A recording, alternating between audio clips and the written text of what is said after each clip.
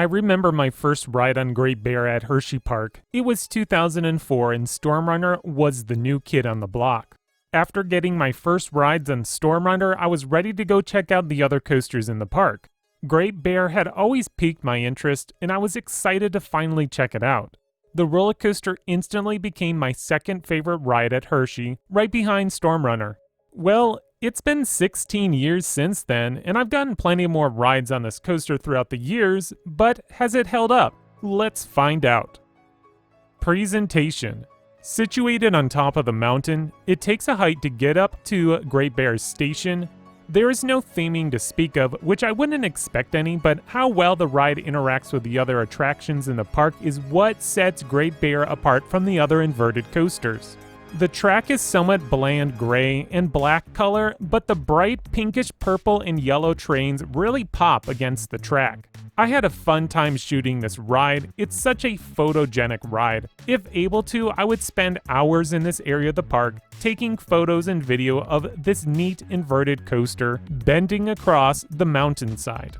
Presentation gets a perfect 10 rating. Ride intensity. Once you reach the top of the lift hill, instead of taking a curved dive down the hill as you would expect, Great Bear instead dives right into a helix. It's like the ride is taunting you, preparing you for the greater thrills it has in store. After the helix, Great Bear takes a 124-foot plunge alongside the river, sending you straight into a 100-foot tall loop.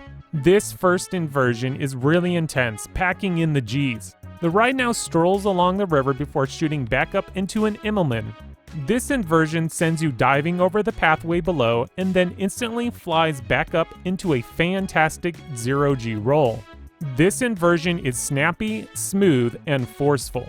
Still flying over the pathways below, Great Bear takes a leap over Super Duper Looper, then over the river and along the water.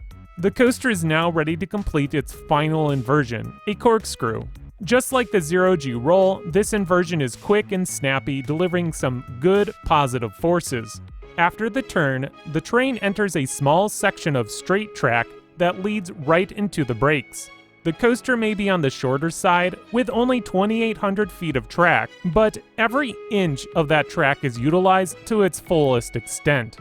Being over 20 years old, I was pleasantly surprised how well this coaster continues to stack up against newer inverted models. As of this recording, Great Bear is my favorite inverted coaster that is currently in operation.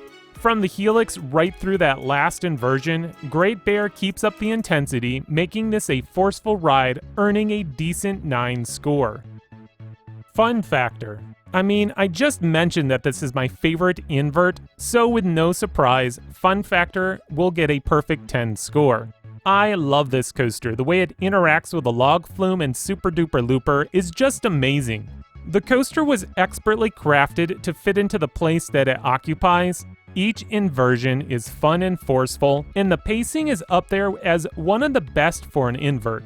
I've heard that some aren't a fan of the helix before the big drop, but I really enjoy that moment. It allows you to soak in the amazing view being above all the rides and attractions below. Yeah, it may not be a super intense moment, but it's a thrilling moment simply for its interaction. I love watching this roller coaster race alongside the river. It's just so cool. It feels like the ride shouldn't have been able to be constructed there, but B&M knows what they're doing and sure proved their expertise. Originality. The inversions might not be anything original, but this roller coaster's layout is nothing but original. The way it interacts with the mountainside, attractions, and people below is what makes Great Bear a standout attraction. The level of creativity that went into the layout for Great Bear is what makes this ride look like a work of art. Originality gets another perfect 10 score. Ride smoothness.